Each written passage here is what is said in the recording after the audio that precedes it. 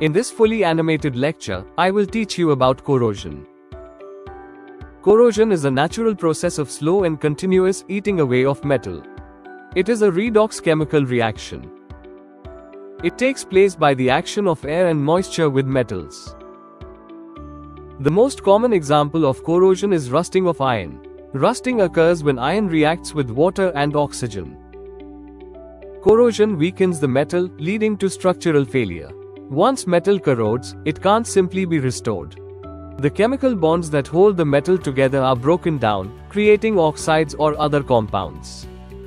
Corrosion is a general term for the gradual destruction of metals, and sometimes non-metals.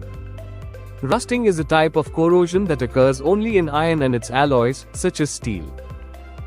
Corrosion occurs due to chemical reactions with the environment, such as oxygen, moisture, acids, or salts. Rusting, on the other hand, occurs when iron reacts with oxygen and water, forming iron oxide, commonly known as rust.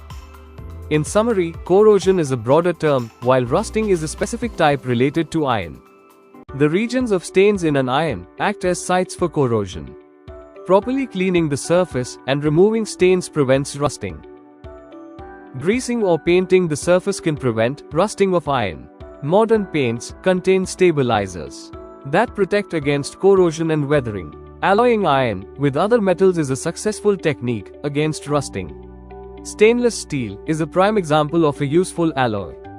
Coating metals with corrosion-resistant metals like zinc, tin, and chromium protects iron from corrosion, especially in acidic conditions.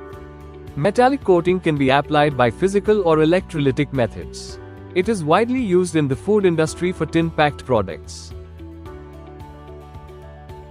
Thank you so much for watching. If you enjoyed this video and found it helpful, please consider subscribing to our channel for more content like this.